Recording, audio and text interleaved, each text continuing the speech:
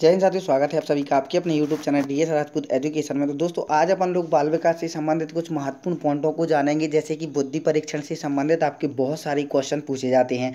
तो दोस्तों आज अपन लोग बुद्धि से परीक्षण से जितने भी क्वेश्चन बन सकते हैं और वो आप लोगों को बताएंगे हम सटीक तरीके से, और वन लाइनर में आपके आंसर रहेंगे। ठीक है, आपका क्वेश्चन आंसर का झंझट नहीं रहेगा, आपको केवल पढ़ना है कि बुद्धि क्या है। ठीक है, और बुद्धि से संबंधित कौन कौन से क्वेश्चन आपके एग्जाम्स में पूछे जा सकते हैं। तो यहाँ पर आप लोग देख पा रहे होंगे बुद्धि परीक्षण को सामान्य रूप से दो वर्गों में विभाजित किया गया है। कौन कौन से, अगर आपसे एक क्वेश्चन पूछा जाए कि बुद्धि परीक्षण को सामान्य रूप से कितने वर्गों में विभाजित किया जाता है, तो दोस्तों दो वर्गों में विभाजित किया जाता है। पहला है आपका व्यक्तिगत बुद्धि परीक्षण, दूसरा है आपका सामूहिक बुद्धि परीक्षण। ठीक है, अब ये क्या क्या है दोस्तों, इनके बारे में भी समझिएगा। व्यक्तिगत बुद्धि परीक्षण, व्यक्तिगत शाब्दिक परीक्षण, व्यक्तिगत अशाब्दिक परीक्षण। ठीक है, ये भी आ जाते हैं कि व्यक्तिगत बुद्धि परीक्षण में कौन कौन से परीक्षण किए जा सकते हैं। तो एक तो व्यक्तिगत शाब्दिक परीक्षण किया जा सकता है और एक व्यक्तिगत अशाब्दिक परीक्षण किया जा सकता है। ठीक है, इसके बाद आपका जो नेक्स्ट पॉइंट रहेगा दूसरा नंबर, सामूहिक बुद्धि परीक्षण। ठीक है, इसमें भी आपको दो वर्गों में विभाजित किया गया है, सामूहिक शाब्दिक परीक्षण और सामूहिक अशाब्दिक परीक्षण। ठीक है, ये अगर आपके एग्जाम्स में पूछे जाए तो आप लोग इसका आसानी से आंसर दे सकते हैं। अब अपन लोग देखेंगे कुछ वन लाइनर वाले क्वेश्चन आंसर। ठीक है, जैसे कि सामूहिक शाब्दिक बुद्धि परीक्षण क्या है, तो आर्मी अल्फा टेस्ट है, इसको सेना सामान्य वर्गीकरण परीक्षण भी कहा जाता है। ठीक है, इसके बाद नेक्स्ट है सामूहिक अशाब्दिक बुद्धि परीक्षण क्या है, ये भी आपका आर्मी बीटा टेस्ट है, इसको शिकागो अशाब्दिक टेस्ट भी कहा जाता है। ऐसे बुद्धि परीक्षण जिसमें भाषा का प्रयोग किया जाता है उसको कहा जाता है, क्या है क्वेश्चन, ऐसे बुद्धि परीक्षण जिसमें भाषा का प्रयोग किया जाता है उसको कहा जाता है शाब्दिक बुद्धि परीक्षण। क्या कहा जाता है, शाब्दिक बुद्धि परीक्षण।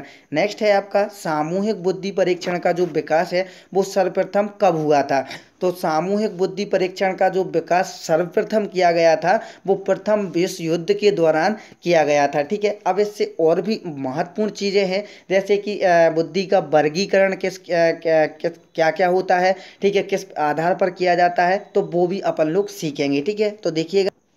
अब दोस्तों इसमें कुछ पॉइंट बचे हुए थे। ऐसे बुद्धि परीक्षण जिसमें लकड़ी के गुटकों इत्यादि का प्रयोग करके बुद्धि परीक्षण किया जाता है उसे किस नाम से जाना जाता है, तो अशाब्दिक परीक्षण या इसी को कहते हैं निष्पादन परीक्षण। अब आपकी जो IQ होती है और इसका जो बुद्धि लब्धि का जो वर्गीकरण होता है वो किस प्रकार से होता है, और दोस्तों ये अलग अलग आपके वर्गीकृत किए गए हैं अलग अलग मानव वैज्ञानिकों के द्वारा। तो ये हम आपको जो वर्गीकरण बताने वाले हैं बुद्धि लब्धि यानी IQ का जो बुद्धि लब्धि का वर्गीकरण है वो विनय एवं स्टैनफोर्ड परीक्षण के अनुसार है। ठीक है, आपसे क्वेश्चन पूछा जाता है कि विनय या स्टैनफोर्ड परीक्षण के अनुसार 140 से अधिक वाला बच्चा किस बुद्धि वर्ग का है, तो वो आपको बताना है प्रतिभाशाली का है। ठीक है, अगर 120 से 140 तक आ जाए तो आपको प्रखर बुद्धि का आंसर देना है। 110 से 120 तक का आपका आ जाए तो आपको उत्कृष्ट बुद्धि वाला बच्चा बताना है। 90 से 110 में आता है तो वो सामान्य बुद्धि लब्धि का बच्चा आता है। ठीक है, जो कि सामान्य तौर पर पाए जाते हैं। 80 से 90 में अब थोड़ा सा स्तर गिरेगा तो उसको क्या कहेंगे, मंद बुद्धि वाला बच्चा कहेंगे। ठीक है, 70 से अगर 80 होगा, ये क्वेश्चन आपका 2021-22 में पूछा गया था। ठीक है, आपको याद होगा अगर आपने एग्जाम्स दिया होगा UP टेट का, और ये CTET के एग्जाम्स में भी पूछे जाते हैं। तो 70 से 80 तक में कौन सा बच्चा आता है, निर्बल बुद्धि लब्धि वाला बच्चा आ जाएगा। अब इसके बाद है 50 से 70 में, तो इसमें मूर्ख कह सकते हैं, और जिसकी 25 से 50 तक की IQ की होगी उसको मूढ़ बुद्धि वाला बच्चा भी कह सकते हैं। इसके बाद आपका आता है 25 से नीचे जिसकी बुद्धि लब्धि है वो क्या है, वो है जड़ बुद्धि। ठीक है, अब आप लोग इसको आराम से समझ सकते हैं। 140 से अधिक का आ जाए तो प्रतिभाशाली आंसर दे दीजिएगा आप लोग, और 120 से 140 तक का आ जाए तो प्रखर बुद्धि वाला बच्चा की कैटेगरी में रख दीजिएगा। 110 से 120 तक का आ जाए तो उत्कृष्ट बुद्धि वाला बच्चा हो जाएगा। 90 से 110 आ जाएगा तो सामान्य बुद्धि वाला हो जाएगा।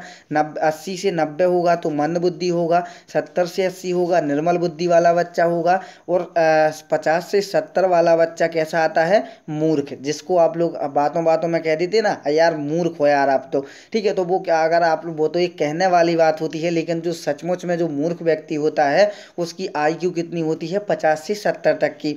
इसके बाद है 25 से 50 में, तो ये मूल में आ जाएगा, और 25 से नीचे आपका जड़ बुद्धि में आ जाएगा, ठीक है। और भी देखते, जब आईक्यू देख लिया है तो बुद्धि लब्धि मापन भी देख लीजिएगा।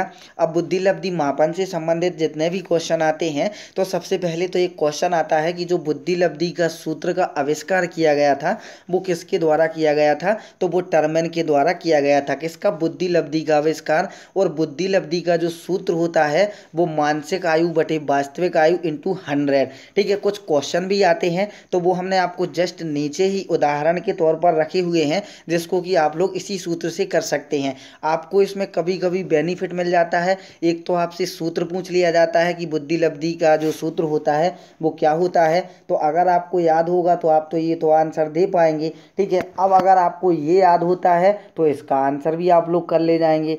और ये भी क्वेश्चन आ जाता है, और इसमें हो सकता है 2 से 3 क्वेश्चन आ जाए। तो क्वेश्चन कैसे आते हैं, किसी बालक की मानसिक आयु, ठीक है, क्या पूछा है, मानसिक आयु 15 वर्ष है, उसकी वास्तविक आयु 12 वर्ष है, तो उसकी बुद्धि लब्धि होगी, ठीक है। बुद्धि क्या होगी, अब सीधा सीधा रख दिया है। यहाँ पर कुछ क्वेश्चन आते हैं उसमें थोड़ा सा आपको घुमा फिरा के रख दिया जाता है।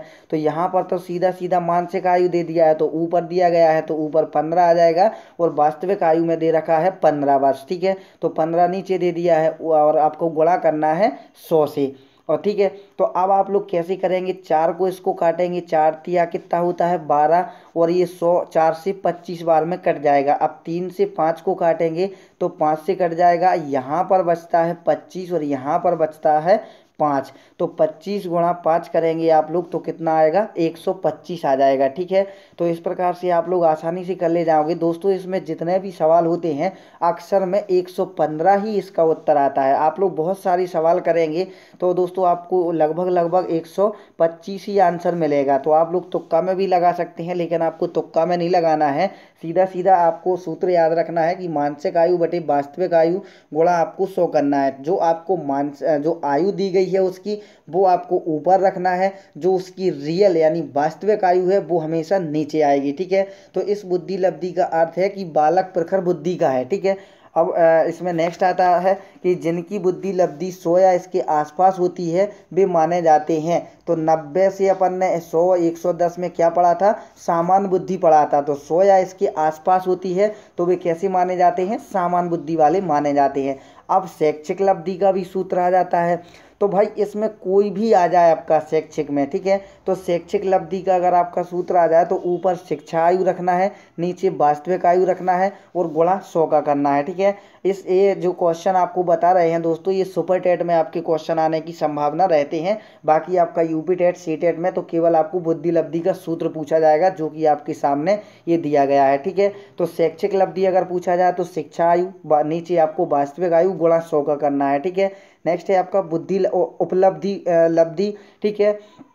तो वो ज्ञान आयु बटे मानसिक आयु गुणा 100 करना है, ठीक है। इसको थोड़ा सा याद कर लेना दोस्तों आप लोग, ये पूछा जा सकता है। नेक्स्ट है औसतन बुद्धि लब्धि वाले व्यक्ति पाए जाते हैं। तो सामान्य बुद्धि से लेकर के, जो कि हमने आपको इसका आंसर पहले भी बताया था कि औसतन जो बुद्धि लब्धि वाले व्यक्ति पाए जाते हैं वो 90 से लेकर के 110 तक की आयु मानी जाती है, ठीक है। अब नेक्स्ट है CABD परीक्षण का निर्माण किया है। तो दोस्तों वो थर्नडाइक ने किया हुआ है। आई होप आपको ये वीडियो पसंद आई होगी। अगर आपको वीडियो पसंद आई है तो यार एक प्यारा सा लाइक तो आप लोग कर दीजिएगा। बाकी आपको वीडियो शेयर करना है, चैनल पर आप लोग इसी प्रकार से और वीडियो देखना चाहते हैं तो चैनल को सब्सक्राइब कर लीजिएगा। बाकी आपकी मर्जी। मिलती हैं दोस्तों नेक्स्ट वीडियो में, जब तक के लिए जय हिंद, जय भारत, वंदे मातरम। दोस्तों इसका 2 पार्ट आपको बहुत ही जल्द आएगा, वो भी आप लोग देखना, ताकि आपकी जो तैयारी है वो अच्छे से हो सके। धन्यवाद दोस्तों, मिलती है नेक्स्ट वीडियो।